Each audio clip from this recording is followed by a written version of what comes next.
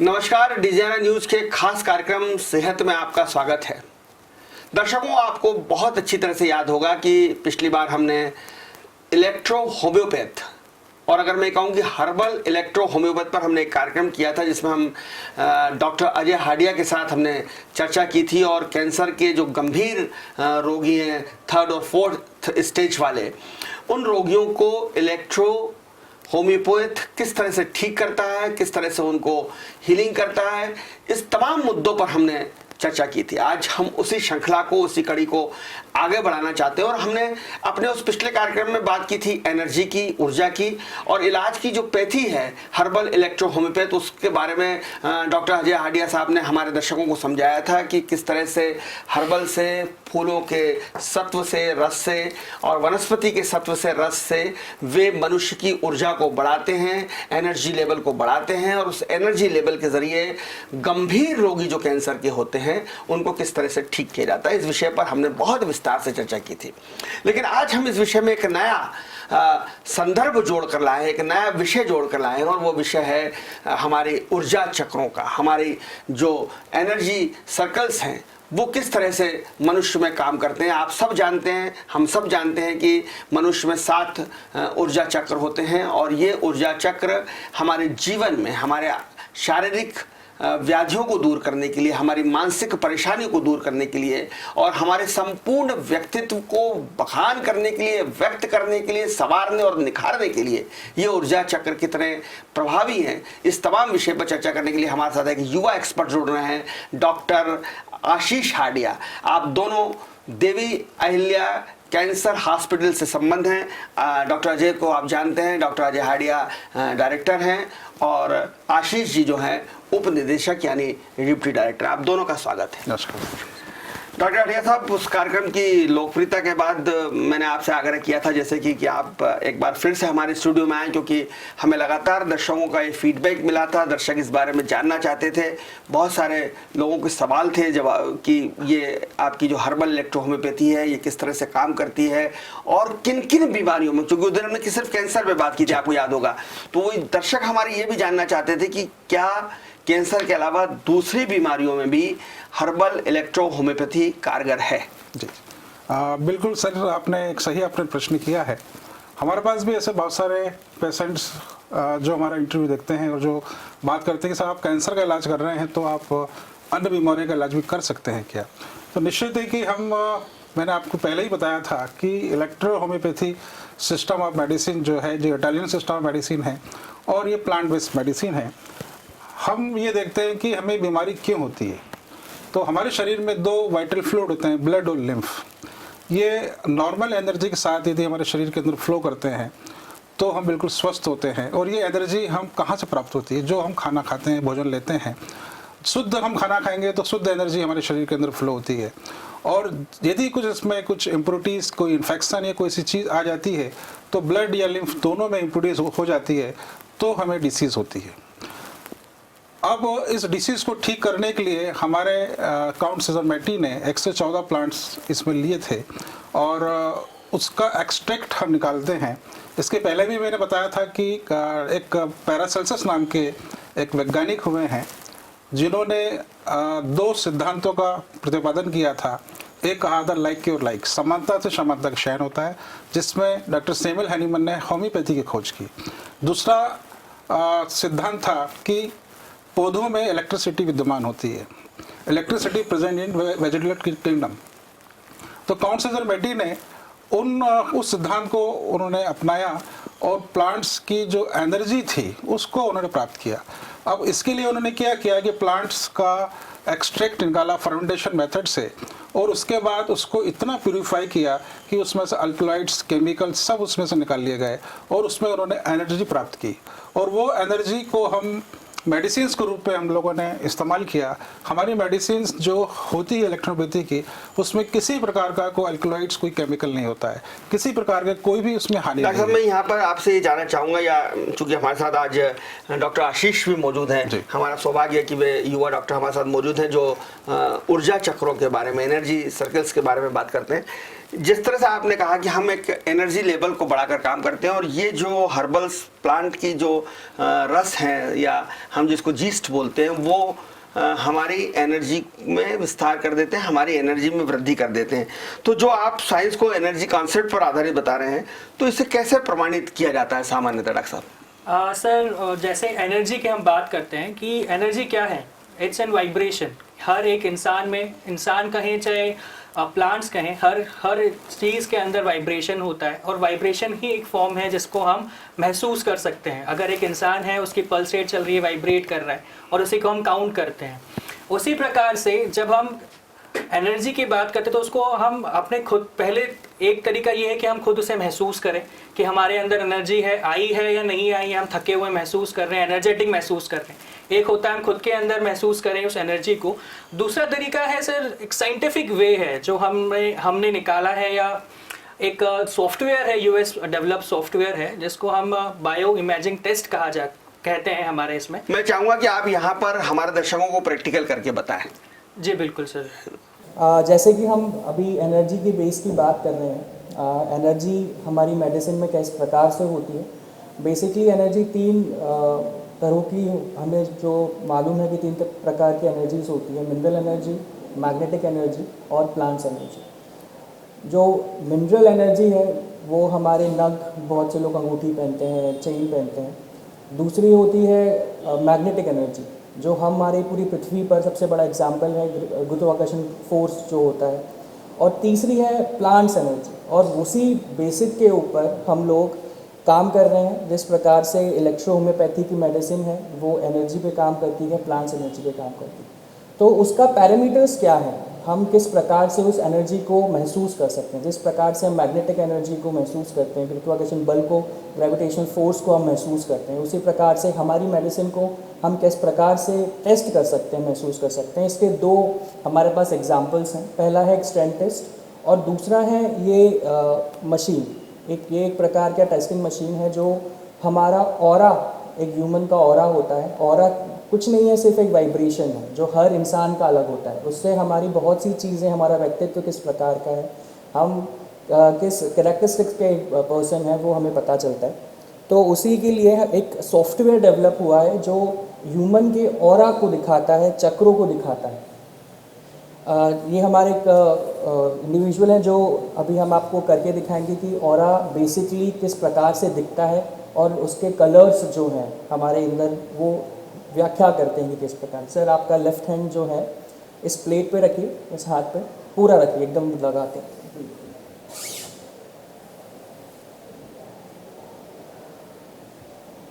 हरे कैंटल को चलिए। तो ये जो ऑरा इनका दिख रहा है, अब आप जब इस पे जूम करेंगे, यहाँ मैं इसको दिखाना चाहूँगा। इसके अंदर अलग अलग कलर्स आपको दिख रहे होंगे, वॉयलेट है, ब्लू है, ग्रीन है। तो ये इन पर्सन का ऑरा है, बेसिक ऑरा है। और साथ ही साथ में ऑरा के साथ में आपको चक्र दिख रहे होंगे। हमारे एंशिएंट फ्लैग में बताया जाता है कि हमारे 7 चक्र होते हैं, और हर जो चक्र है वो हमारी बॉडी से जुड़ा हुआ है।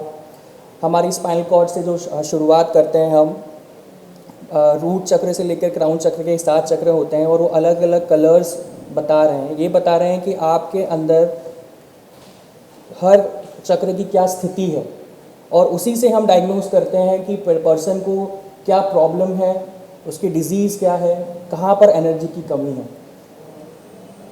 मैं आपको इसको बड़ा करके दिखाता हूँ।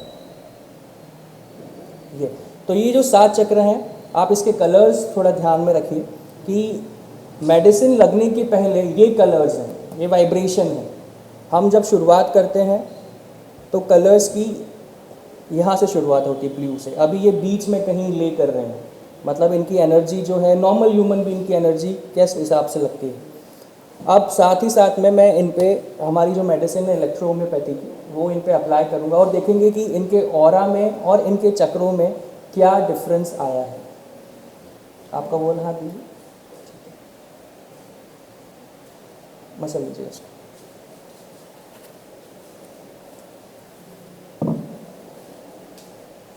अब वापस से रखिए। ये देखते हैं हम, जैसे ही मेडिसिन का एप्लीकेशन हुआ, इनका जो ऑरा ग्रीन और येलो के आसपास था वो एकदम से रेड हो गया है। मींस रेड हमें माना जाता है कि एनर्जी, इतनी ज़्यादा एनर्जी इनके अंदर इनबिल्ट हो गई है। ये जो ऑरा है आगे बढ़ता ही जा रहा है। ये मेडिसिन का ही एनर्जी है, जो प्लांट की एनर्जी है वो इनके अंदर आई और इन्होंने अपना ऑरा चेंज कर दिया। आप हर चक्रों की हालत देख सकते हैं, जो 7 चक्र हमने देखे थे इसमें सब सिचुएशन हमको अलग अलग इनबिल्ट दिख रहे हैं कि सब अलग अलग हैं, अलग अलग रोशनी प्रदान कर रहे हैं, बहुत खिल गए हैं एक तरीके से।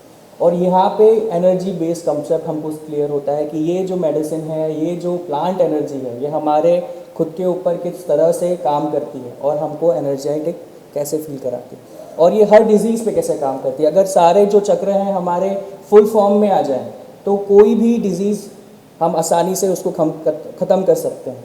ये जो डिज़ीज़ है ये सेल्फ हीलिंग प्रोसेस बढ़ाती है। हमारा चक्र जब हम नॉर्मल वैल्यू में काम करने लग जाएंगे तो हम जितनी बड़ी डिजीज़ हो हम उसको बाहर निकल सकते हैं, चाहे वो कैंसर की बात करें हम या कोई सी भी ऐसी असाध्य बीमारी जिसका इलाज आज की मॉडर्न मेडिसिन के पास भी नहीं है। ये सेल्फ हीलिंग की बात मैं बता रहा हूँ। अब मैं डॉक्टर अजय आपसे जानना चाह रहा था कि जैसे आपने बताया कि अन्य बीमारियों के मामले में भी इसमें चमत्कार के लाभ मिलता है और अच्छा लाभ मिलता है, लेकिन चूंकि आपके पास ज़्यादातर मरीज वो आते हैं जो 3rd या 4th स्टेज के होते हैं, तो उसमें आपकी थेरेपी है हर्बल थेरेपी, डॉक्टर साहब की थेरेपी है एनर्जी थेरेपी। ये दोनों किस तरह से काम करती है? देखिए उसमें होता क्या है कि जैसे आपने बताया कि हमारी मेडिसिन एनर्जी मेडिसिन है, तो जब कोई व्यक्ति बीमार होता है तो उसके अंदर एनर्जी लॉस होता है, वो वीक हो जाता है, उसके अंदर ब्लड प्रेशर उसको बढ़ जाता है, ये कहें कि उसको कोई लंग्स डिसीज़ हो गई है, कोई किडनी संबंधी डिसीज़ हो गई है। तो अब उसको ठीक करने के लिए हमारे जो सेल्स होते हैं उस सेल्स के अंदर एनर्जी कम होती है या सर्कुलेशन ऑफ एनर्जी कम हो जाती है, तो हमारी जो मेडिसिन्स है उस मेडिसिन्स को हम जब एक्सटर्नली एप्लीकेशन करते हैं, हमारे जो 7 चक्र हैं उन 7 चक्रों पर स्पाइनल कार्ड जिसका जिक्र अभी डॉक्टर आशीष कर रहे थे, उन 7 चक्रों पर स्पाइनल कार्ड के ऊपर हम अपनी मेडिसिन का एक्सटर्नली एप्लीकेशन करते हैं। तो एक्सटर्नल एप्लीकेशन करने मात्र से ही वहाँ की एनर्जी का फ्लो बढ़ जाता है और सर्कुलेशन ऑफ एनर्जी पेशेंट को जरा सी वो दवाई लगाई और तत्काल उसके बाद अगर आशीष जिस कंप्यूटर का जिक्र भी कर रहे थे और जिस पे हम ओरा दिखवा रहे थे, उस कंप्यूटर पे आप जाएंगे तत्काल 2 मिनट के अंदर वो बदलाव दिखाई देने लग जाएगा। यही एनर्जी है सर, जैसे जिस प्रकार से प्लांट की एनर्जी, इलेक्ट्रो होम्योपैथी क्यों नाम दिया गया, इलेक्ट्रिसिटी की तरह काम करती है। ये जैसे एक बटन दबाते हैं और रोशनी हो जाती है, उसी प्रकार से मेडिसिन हम एप्लीकेशन करेंगे और चेंजेस आपको विद इन सेकंड्स आपको दिखेंगे तुरंत। तो चलिए मैं एक सवाल आपसे डॉक्टर आशीष ये भी करना चाहूंगा कि चूंकि टेक्नोलॉजी का बहुत विकास हो रहा है, अब तो हम टेक्नोलॉजी के गुलाम से ही हो गए हैं और टेक्नोलॉजी पे डिपेंड भी हम बहुत ज़्यादा बढ़ गए हैं और मेडिकल साइंस में तो अब टेक्नोलॉजी बहुत इंपॉर्टेंट रोल प्ले कर रही है। तो क्या इलेक्ट्रो होम्योपैथी में भी टेक्नोलॉजी का इंपॉर्टेंस है? और जिस तरह से आप बात कर रहे हैं कि आपका जो जैसे डॉक्टर अजय ने बताया कि आपका मेन काम तो जो है प्राकृतिक है, हर्बल है, इको फ्रेंडली है, लेकिन इस इको फ्रेंडली में जब टेक्निक जुड़ जाएगी तो क्या चमत्कार होगा? बिल्कुल सर, देखिए हम जिस जगह पर अभी स्थित हैं, मतलब जो जहाँ पर हम स्टैंड करते हैं, इलेक्ट्रोहोम्योपैथी आज की साइंस नहीं है, ये कई सौ वर्षों से चलती हुई आ रही है। काउंट सीजर मैटी ने इनको डेवलप करके और यहाँ तक आए हैं, लेकिन फिर भी ये जन जन तक पहुँच नहीं पाई है। इसका सबसे महत्वपूर्ण मैं कारण ये समझता हूँ कि टेक्नोलॉजी, हम टेक्नोलॉजिकली उतनी आगे नहीं आ पाए हैं या हम उसको उस तरह से साबित नहीं कर पाए कि हमारी मेडिसिन में ऐसा क्या है जो इतनी जल्दी और इतना अच्छा इफेक्ट आ रहा है। और अगर हम इस टेक्नोलॉजिकल आज के साइंस को हम इस चीज के अंदर जोड़ लेंगे तो हम बहुत अच्छे तरीके से उसको प्रूव कर सकते हैं। We have to prove something. तो हम ये प्रूव करेंगे, यहाँ पर एक प्रदर्शन उसका डेमोंस्ट्रेशन करें। तो जैसे हमने अभी सर आपको डेमोंस्ट्रेट करा हमारी मशीन पर, ऑरा टेस्टिंग मशीन जिसको हम एनर्जी मशीन भी बोलते हैं, ये हमारा एक तरीके से साइंटिफिक रीज़न हो गया। अब हम खुद पे क्या महसूस करते हैं इस एनर्जी का, सबसे पहले मैं कॉन्सेप्ट आपको समझाना चाहूँगा कि इलेक्ट्रो होम्योपैथी और एनर्जी कैसे जुड़ी हुई है। जो टर्म है इलेक्ट्रो होम्योपैथी, इलेक्ट्रिसिटी का टर्म उसमें यूज़ होता है। इलेक्ट्रिसिटी का नाम ही इसलिए होम्योपैथी में जोड़ा गया है क्योंकि ये जो मेडिसिन है ये तुरंत काम करती है। जिस प्रकार से हम बटन ऑन ऑफ करते हैं और इलेक्ट्रिसिटी उसी तरफ चालू हो जाती है, वैसे ही जैसे ही मेडिकेशन हम करते हैं या मेडिसिन का सिर्फ एप्लीकेशन करते हैं या फिर मेडिसिन का हम बस छूते ही हैं, उसी प्रकार उसी तुरंत वो अपना काम दिखाना चालू कर देती। तो एक ये मेडिसिन जो ये जो स्ट्रेंथ है, जो टेस्ट है, हमें से स्ट्रेंथ टेस्ट कहा जाता है और हम इस पे देखेंगे। ये भाई साहब इंडिविजुअल हैं या इन्होंने इनके ऊपर हम ये टेस्ट परफॉर्म करने वाले हैं। सर, तो आप पहले सीधे खड़े हो जाइए, हाँ एकदम रिलैक्स फॉर्म में। आपके टो जो है जोड़ लीजिए, दोनों दोनों बिल्कुल पास पास में। थोड़ा आगे खसक जाइए, इससे सपोर्ट नहीं लेते हैं। चलिए, अब ये जो आपका पोर्शन है या जो पोजीशन है ये एकदम रिलैक्स भी है ना, लेकिन आप अपने आप को इम्बैलेंस महसूस कर रहे हैं। इम्बैलेंस कैसे महसूस कर रहे हैं? अगर ज़रा सा मैं फोर्स लगाऊंगा तो आप अपना बैलेंस खो देंगे, मतलब कि आप अपने आप को खड़े नहीं रह सकते। आपको में इतनी स्ट्रेंथ नहीं है कि इस पोजीशन पे, क्योंकि आपका जो बैलेंसिंग पावर है वो अभी बिल्कुल डगमगाया हुआ है ना। तो इस पर मैं आपका एक स्ट्रेंथ टेस्ट करता हूँ। मैं आपको नीचे की तरफ पुश करूँगा, आपको खड़े होने की, अपने आप को स्टेबल करने की कोशिश करेंगे, है ना? तो मैं आपको नीचे की तरफ अभी पुल करता हूँ। 1, जितना फोर्स हो, जितना ताकत हो आप करने की कोशिश करिएगा। 1 2 3। ज़्यादा ताकत नहीं लगी, नॉर्मल, ठीक। आप घूम जाइए, उस तरफ फेस करिए, पीछे अपने हाथ को इस पर लॉक कर लीजिएगा पीछे की तरफ। मैं आपको वैसे ही पीछे की तरफ पुश करूँगा, आपको खड़े होने की कोशिश करिए, टो जोड़ लीजिए वापस। चलो 1 2 3।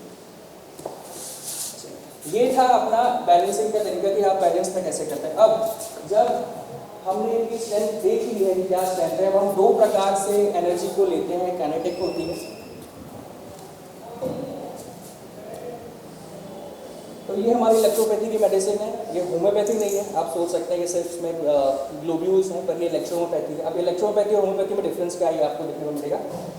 ये मैंने एक जो पिल्स है इसको रख दिया है और इसमें हल्का सा मैं पानी डालूंगा। चलिए, अब सर आप इस पानी को छू लीजिए, सिर्फ पानी को छूना है आपको, बस हो गया। अब खड़े हो जाइए। वैसे ही फिर से हम स्ट्रेंथ देखते हैं आपके ऊपर कितनी बड़ी है या कम हुई है। वैसे के वैसे खड़े हो जाइए, स्ट्रेट एकदम। जितना आपके अंदर फोर्स है उतना हम पूरी हो सकते हैं।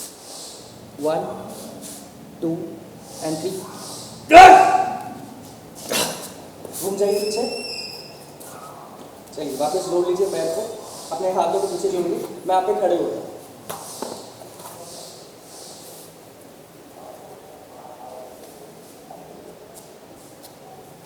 तो ये देखिए सर कि जो इलेक्ट्रिसिटी है या जो एनर्जी है, पहले मैंने आपको ज़रा सा नीचे दिखाया था और आप अपना बैलेंस खो दिए थे, लेकिन अब दूसरी बार मैं आप पे खड़ा भी हो गया, फिर भी आप अपने आप को बैलेंस कर पा रहे हैं, क्योंकि ये एनर्जी जैसे ही आपने इसको छुआ, आपकी हर सेल्स, हर टिश्यू और हर मसल्स के अंदर 10 गुना ज़्यादा, मैं कहूँगा 100 गुना ज़्यादा पावर बढ़ गई और आप अपने आप को स्टेबल कर पा रहे हैं। तो ये एक डिफरेंस होता है किसी भी पर्टिकुलरली मेडिसिन का, एनर्जी बेस्ड मेडिसिन का।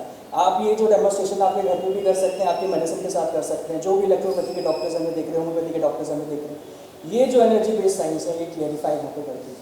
एक मेडिसिन हम और टेस्ट करते हैं, ये तो ग्लोब्यूल्स का हो गया। एक हम जल्दी से कर लेते हैं हमारी लिक्विड वाली मेडिसिन पे। तो अब हम टेस्ट करते हैं हमारी लिक्विड मेडिसिन पे, वो ग्लोबुलर मेडिसिन की जो बॉडी के अंदर जाकर लेट काम करती है। जैसे ही वो पानी के संपर्क में आती है, वो अपनी एनर्जी को सेपरेट करती है। उसी प्रकार से ये एप्लीकेशन की मेडिसिन होती है, हम बॉडी पे लगाते हैं, बहुत से पॉइंट्स होते हैं बॉडी के ऊपर, और वहाँ पर ही पर्टिकुलरली क्या इफेक्ट डालती है आज हम ये देखते हैं। तो सेम मैं वैसे ही इनका स्ट्रेंथनेस दोहराऊंगा। सर प्लीज़ खड़े हो जाइए, आप टो को जोड़ लीजिए। चलिए, सामने देखेंगे, उसी प्रकार से मैं आपको नीचे करूँगा। 1 2 3। अब उधर वापस वैसे ही खड़े हो जाइए और अपने आप को थोड़ा संभालने की कोशिश करिए, बस। 1 2 and 3। मतलब अगर बॉडी स्ट्रक्चर या पोस्चर पे कोई फर्क नहीं पड़ता है, हमारा जो बैलेंसिंग अंदर की स्ट्रेंथ है वो सबकी एक जैसी ही होती है, भले वो कितना ही बलवान है, कितना ही कमजोर क्यों ना। अब ये मेडिसिन हम सेम इन पे अप्लाई करते हैं। आप हाथ बताइए वाला। वैसे तो ये पॉइंट्स पे लगाई जाती है, लेकिन सिर्फ एक एप्लीकेशन के तौर पे लगा लीजिए दोनों हाथ में से। अब ये चला गया है, उसी तुरंत मैं आपको वापस से वो स्ट्रेंथ टेस्ट दिखाता हूँ। कहीं खड़े हो जाइए आप, अब फिर से 1 2 3। घूम जाइए पीछे। 1 2 and 3। बेसिक यही था, सेम कि एप्लीकेशन ऑफ मेडिसिन और एनर्जी जो पावर है, इस दो सिद्धांतों से हम सिद्ध कर सकते हैं। बाकी जो मेन इसका हमारा कॉन्सेप्ट है, हमारे हॉस्पिटल है, जहाँ जितना भी पेशेंट्स हमारे पास क्रिटिकल केयर में आते हैं, चाहे कैंसर के किसी भी स्टेज के हों या किसी भी कॉम्प्लिकेशन के साथ में आते हैं, तुरंत इसी प्रभाव से, ये तो हेल्दी पर्सन पे हमने इसको करा, अगर यही चीज़ हम पेशेंट्स पे करते हैं जो क्रिटिकल इल है, इम्यूनिटी बहुत ज़्यादा कम है या वाइटलिटी बहुत ज़्यादा कम है, उन्हीं पे भी हमें इस तरह का ही रिस्पॉन्स मिलता है।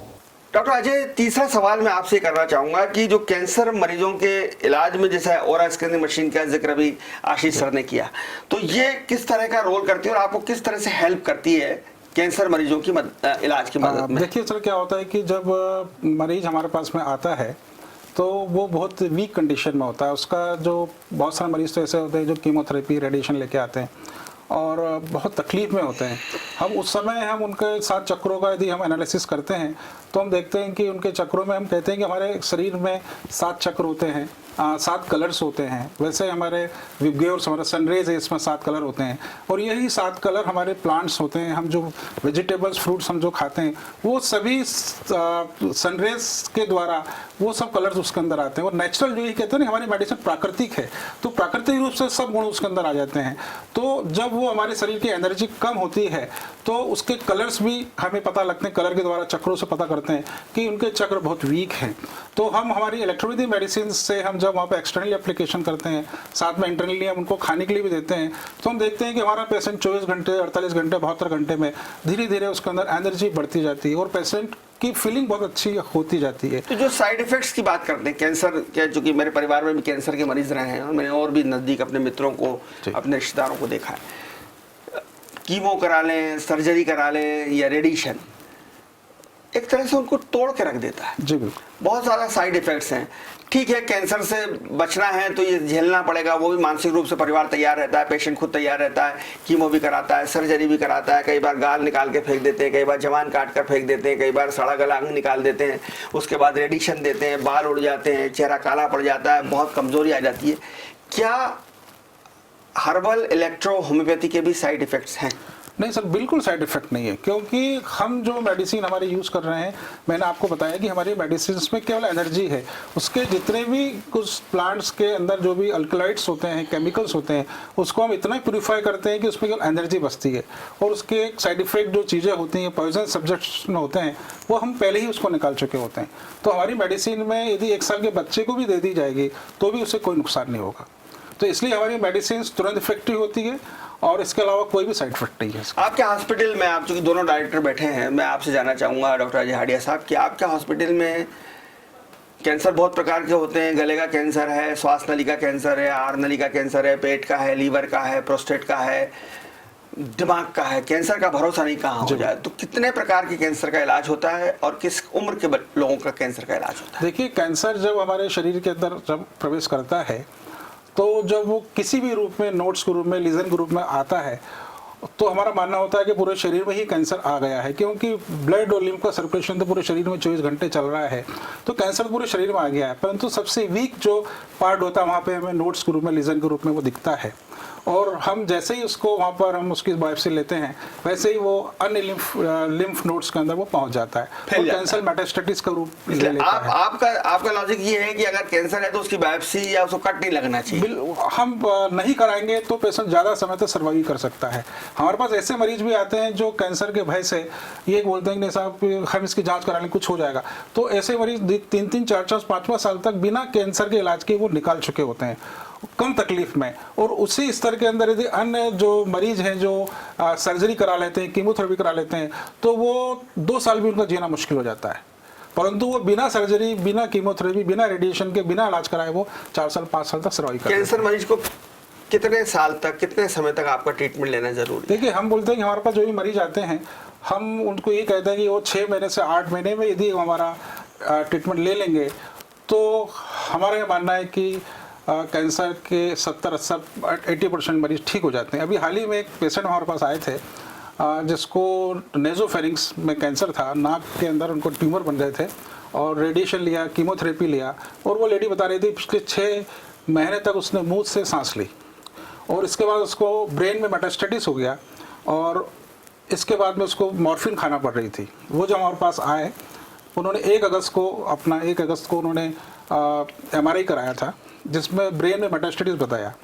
25 तारीख को उन्होंने फिर MRI कराया तो ब्रेन का मेटास्टेटिस का ठीक हो गया। मतलब ये भी 8 दिन पहले की बात है कि उसका कैंसर ठीक हो गया। तो उसके हस्बैंड इतना प्रसन्न हुए कि सर, मेरी वाइफ का कैंसर तो ठीक हो गया और उन्होंने मुझे रिपोर्ट भेजी। और इस समय वो जो पेशेंट है बिल्कुल बढ़िया है। डॉक्टर आशीष, मैं आपसे जानना चाहता हूँ कि चूंकि आप तो पूरा बेसिक काम आपका एनर्जी का है और आप एनर्जी पर काम करते हैं, लेकिन फिर भी जो कैंसर के पेशेंट होते हैं बहुत डिप्रेस होते हैं, अवसाद में होते हैं, डरे हुए होते हैं, घबराए हुए होते हैं, तो इनके लिए कुछ काउंसलिंग वगैरह भी आप करते हैं? बिल्कुल सर, देखिए ये हमारा एक पैकेज टाइप होता है, क्योंकि ये एनर्जी साइंस है, एनर्जी साइंस इलेक्ट्रोपैथी साइंस है। इसके अंदर एक बहुत इंपॉर्टेंट रोल होता है कि हम उसको काउंसलिंग करें पेशेंट को, पेशेंट के साथ साथ में उसके अटेंडर जो उसके साथ में उसका परिवार आया है। अगर कोई भी बीमार पेशेंट है, जो कोई भी बीमार हो, शायद कोई भी हो, कोई भी बीमारी हो उसको, अगर हम उसका मनोबल बढ़ा दें और उसको उसकी जीने की एक राह दिखा दे, एक शक्ति दे दें, और यही दवाई भी करती है, एनर्जी बढ़ा देती है, उसके अंदर उसके जो भी कॉम्प्लिकेशंस है उसको 90-70% तक कम कर देती है। तो जब हमें राहत मिल जाएगी, हम पेशेंट को ही आराम दे देंगे, उसको कॉम्प्लिकेशंस वैसे होंगे ही नहीं। सबसे बड़ी चीज़ है दर्द, अगर हम दर्द ही उसका ख़त्म कर दें तो एक जीने की इच्छा उसमें और उत्पन्न हो जाती है। और साथ ही साथ में उसकी काउंसलिंग, अगर हम उसे समझाएं, डरते हम किससे हैं? हम डरते हैं सुई से, हम डरते हैं ऑपरेशन से, हम डरते हैं उस भयंकर कीमोथेरेपी से जो हमें और दिन पे दिन कमज़ोर और नुकसान बना रही है। लेकिन जो ये हमारी दवाइयाँ हैं ये सिर्फ और सिर्फ पानी की तरह होती हैं, एनर्जी की तरह होती है, जो हमारे शरीर में जाते से ही हमारी एनर्जी को बढ़ा रही है, अब साथ ही साथ में ऑक्सीजन की सप्लाई को बढ़ा रही है। तो ये जितनी भी कॉम्प्लिकेशंस है इसको 90 से 100% तक कम कर देती है। और काउंसलिंग, उसको धैर्य देना, उसको और प्रोत्साहित करना, तो ये एक काम बहुत इंपॉर्टेंट ये भी हो जाता है। क्या आप कैंसर मरीजों को अपनी दिनचर्या में कोई बदलाव लाने की सलाह देते हैं? सर, हम सिर्फ कैंसर मरीजों को नहीं, हम जितने भी लोग हैं उनको हम ये सजेस्ट बिल्कुल करना चाहेंगे कि आपको अपने दिनचर्या को बिल्कुल चेंज करना बहुत ज़रूरी है। जो आजकल का मॉडर्नाइज ज़माना हो गया है, हम पैक्ड फूड खाना ज़्यादा पसंद करते हैं, हम लोग एक्सरसाइज उतनी नहीं कर पाते हैं, हम लोग जो वैसे खाने खा रहे हैं जो जिसमें ज़्यादातर पेस्टिसाइड्स मिला हुआ है, तो वो चीज़ें सबसे ज़्यादा हमारा खान पान बदलने की जरूरत है। केमिकल्स, हमारा खान पान, डॉक्टर अजय हांडिया, खान पान क्या बदलाव करना चाहिए? आशीष जी ने बहुत अच्छा जिक्र किया कि हमें फास्ट फूड, पैक्ड फूड और पेस्टिसाइड वाला जो रासायनिक खाद वाला जो हमारा है, यानी जैविक भोजन पे हमको जाना चाहिए। अब चूंकि आपका पूरा फील्ड जो है वो प्रकृति से जुड़ा हुआ है, नेचर से जुड़ा हुआ है, आप वृक्षों की बात कर रहे हैं, आप फलों की, फूलों की और कलर्स की बात कर रहे हैं, हमारे खान पान में हम कैसे बदलाव लाएं? देखिए सर, सबसे बड़ा जो महत्वपूर्ण रोल है वो खान पान का ही है। अभी हम लोगों ने एक नया डाइट प्लान किया है कि हमारे जो भी मरीज हैं या हम जनरल जो भी व्यक्ति हैं, हम जैसे बोलते हैं कि हमारा वेट बढ़ा हुआ है या हमें ब्लड प्रेशर बढ़ा हुआ है, डायबिटीज़ हमें हो रही है, तो डॉक्टर बोलते हैं कि मीठा मैं नहीं खाइए डायबिटीज़ के अंदर। हम ये बोलते हैं कि ऐसे पेशेंट जिनको डायबिटीज़ है, ब्लड प्रेशर है या अन्य बहुत सब प्रकार की बीमारियां हैं, ऐसे मरीजों को सुबह 7 बजे से 12 बजे के बीच में अपना जो भी बॉडी वेट है उससे 10%, यदि बॉडी वेट आपका 60 किलो है तो आपको 600 ग्राम आपको फ्रूट्स खाने हैं, 4 प्रकार के फ्रूट्स खाने हैं। उसमें आप केला भी खा सकते हैं, उसमें पपीता भी ले सकते हैं, अंगूर भी ले सकते हैं, अनार भी ले सकते हैं, आप चाहें तो आम भी खा सकते हैं। मीठे में कोई परहेज नहीं है। हमारे डॉक्टर होना चाहिए फल। हमारे डॉक्टर्स बोलते हैं कि मीठा खाने से डायबिटीज़ बढ़ती है, हम बोलते हैं कि आप फ्रूट्स खाइए, आपकी डायबिटीज़ कभी नहीं बढ़ेगी। तो 7 बजे से 12 बजे के बीच में आपको अपने बॉडी वेट का 10%, यानी आप 60 किलो के हैं तो 600 ग्राम फ्रूट्स खाने हैं। 12 से 1 के बीच के अंदर आपको बॉडी वेट का 5% यानी 300 ग्राम आपको वेजिटेबल्स खानी है, जैसे आपका पपीता है या ककड़ी, खीरा है, टमाटर हैं या अन्य वेजिटेबल्स है, को, मूली है, हाँ, कचूमर है, हाँ, या फिर ये जो घर की सब्जियां बनती, गोभी है और अन्य सभी सब्जी, ये आप खा सकते हैं। इसके बाकी का जो भूख है वो आप खाना खाइए और शाम 7 बजे तक आपको नॉर्मल आप जो खाना आपकी पसंद का है आप वो खाएं। शाम 7 बजे से लेकर सुबह 7 बजे तक आप बिल्कुल कुछ भी ना खाएं, केवल आप पानी पी सकते हैं 7 बजे से सुबह 7 बजे तक। और आप कोशिश करें कि पूरे 1 सप्ताह के अंदर यदि आप 24 घंटे का उपवास कर लें, कुछ नहीं खाएं उस दिन, तो आपको कितनी भी गंभीर बीमारी होगी, आप यदि ब्लड प्रेशर का मरीज होंगे या डायबिटीज़ के होंगे, आप 3 महीने के अंदर आप इन सब बीमारियों से 80-90% तक बाहर। डॉक्टर साहब, तो सर मैं ये बात भी जानना चाहता हूँ, बहुत अच्छी बातें इलेक्ट्रो होम्योपैथ के बारे में हमको मालूम पड़ रही है, लेकिन देश और दुनिया में इसकी प्रचार प्रसार करना है। आपने भी बताया, आशीष जी ने भी आपने बताया कि विदेश से आई हुई पद्धति है, इसकी ट्रेनिंग हुई है, लेकिन भारत में बहुत कम लोग इसको जानते हैं। क्योंकि आप इतना बड़ा संस्थान चलाते हैं, आपका कॉलेज भी है, आप वहाँ बच्चों को पढ़ा भी रहे हैं, इसके प्रचार प्रसार के लिए आप क्या कर रहे हैं? झारखंड बिहार में तो काफी प्रचार प्रसार होता देखिए है सर, इसका। क्या है कि अभी तक हम कहेंगे कि सरकारी तरफ से जो एक सहायता मिलती है वो नहीं मिल पाती है, तो इस कारण से हमें संसाधन हमें खुद स्वयं को ही हमें जुटाने होते हैं, और इस कारण से इसका एक जो इसका एजुकेशन का, ये सब चीज़ों का पैरामीटर्स है वो एक बन नहीं पा रहा है। गवर्नमेंट ऑफ इंडिया ने इसके लिए भी एक आईडीसी कमेटी का गठन भी किया हुआ है, और हमें ऐसा लगता है कि आने वाले 6 महीने से 1 साल के अंदर गवर्नमेंट ऑफ इंडिया इसके लिए एक रूल्स रेगुलेशन फ्रेम करने वाली है, और यदि जब हो जाएगा तो फिर इसका प्रॉपर तरीके से इसका इम्प्लीमेंटेशन भी हो जाएगा। डॉक्टर साहब, ये कैंसर का नाम आते से मन में एक डर बैठ जाता है, अरे उसको तो मतलब मुझे भी बीच में यहाँ गठान हो गई थी, तो जब तक उसका निराकरण नहीं हो गया मुझे लगता था, और मेरे घर वाले और मेरी माँ और मेरी वाइफ भी कहती थी कहीं आपको भगवान ना करे कैंसर तो नहीं है, जरा चेक करा लो। दोस्त यार भी कहते थे कि यार देखना यार कि कैंसर तो नहीं है। ये डर वास्तव में इतना डरावना कैंसर है या ये डर बैठा हुआ है? सर देखिए क्या होता है कि कैंसर के जो भ्रांतियाँ फैली हुई हैं कैंसर के बारे के अंदर, तो इसलिए हम देखते हैं कि हमारे जो बहुत सारे ऐसे मरीज हमारे पास में आते हैं जिनको कोई नोट्स होती है या कोई चीज़ें होती है, तो वो उसको छुपा के रखते हैं, बताते ही नहीं है, ताकि हम बता देंगे तो उसकी जांच करना पड़ेगी, जांच करना पड़ेगी तो फिर उसका इलाज करना पड़ेगा। तो ये तो भ्रांतियाँ होते हैं और एक भय भी है, परंतु यदि हम भयभीत होकर यदि अपने इलाज नहीं कराएंगे, यदि उस चीज़ का समाधान नहीं करेंगे, तो हमारा तो मानना है कि यदि किसी को ऐसा कोई लीजन या कोई गांठ होती है तो सबसे सिंपल उपाय है कि आप अपने शरीर की सोनोग्राफी करा लीजिए, आप सिटी स्कैन करा लीजिए। उसके अंदर यदि कैंसरस कोई चीज़ होगी तो आपको 99% पता लग जाती है, और नहीं है तो आपको बायोप्सी मत कराइए। हम बोलते हैं कि बायोप्सी कराते हैं तो वो डिसीज आगे और कट लगा, ब्लड बाहर हुआ तो वो आपको आगे नुकसान फैल जाती है, तो हम उसके द्वारा पता लगा सकते हैं और फिर उसका निदान भी हम कर सकते हैं। सर, जो लोग बहुत सारी जगह पे इलाज करा चुके हैं, बड़े बड़े कैंसर सेंटर हैं देश भर में चल रहे हैं, मुंबई में चल रहे हैं, वहाँ से आदमी इलाज करा कर आया और हताश हो चुका है, क्या उसको आप ऐसी सलाह देंगे कि एक बार आपसे मिले और आपके संपर्क में आए और इस विधा को अपनाए?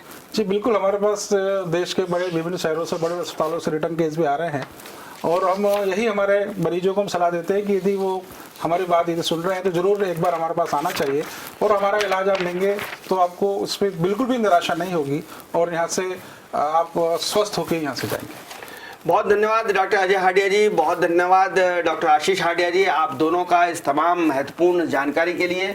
और मैं भी यही आपसे कहना चाहूँगा कि अगर आपको ज़रा सा भी ये लगता है कि आपको कैंसर की आशंका हो सकती है, गठान बढ़ रही है या कोई दूसरे चेंजेस आपके शरीर में आ रहे हैं, तो आप निश्चित रूप से उसकी सोनोग्राफी कराएं, सिटी स्कैन कराएं। वरिष्ठ चिकित्सकों के साथ साथ डॉक्टर अजय हाडिया के अस्पताल में जाकर भी इनकी भी सलाह लें, और ये जो विधा है इलेक्ट्रो होम्योपैथ, इसको भी आजमा कर देखें। और ये बात सही है, हमारे बड़े वैज्ञानिक भी कहते रहे हैं, और हमारे दार्शनिक फिलासफर और हमारे साधु संत भी ये कहते रहे हैं कि हमारे जो शरीर में जो आज्ञा चक्र हैं या जिनको हम ऊर्जा चक्र बोलते हैं, ये बहुत महत्वपूर्ण होते हैं। और पहले के ज़माने में जब हमारे यहाँ सनातन युग था और महात्मा जड़ी बूटियों से जब इलाज किया करते थे, तो उस दौरान वो हमारे ऊर्जा चक्रों को नियंत्रित करके ही न केवल हमारे स्वास्थ्य को ठीक किया करते थे, बल्कि हमारी मनोवृत्ति, हमारी मानसिकता और हमारे सोच और आचार विचार को भी इन ऊर्जा चक्रों के जरिए बदल दिया करते थे। तो ये एक विज्ञान है, कोई अंधविश्वास नहीं है, कोई पुरानी बातें नहीं है कि जो लिखी हुई हैं, ये विज्ञान द्वारा प्रूव बातें हैं जो आशीष हाडिया साहब ने अभी कंप्यूटर के जरिए आप सबको समझाने की कोशिश कीजिए। तो कैंसर से के प्रति जागरूक रहिए, डरिए मत। अगर इस तरह की कोई बीमारी है तो ये भी एक नई विधा आई है इलेक्ट्रो होम्योपैथ, इसका भी इस्तेमाल कीजिए, और शायद इसका जो तत्व है, जैसा कि डॉक्टर आशीष हाडिया दावा कर रहे हैं कि हम जैसे ही आपकी एनर्जी को बढ़ाएंगे आप अच्छा फील करेंगे। और एनर्जी कैसे बढ़ती है ये आपने भी कंप्यूटर पर देखा, लैपटॉप पर देखा। तो ये विज्ञान है, विज्ञान को समझने और मानने की जरूरत है। देखते रहिए डिजाइनर न्यूज, खबरों का सिलसिला जारी है, जारी रहेगा। नमस्कार।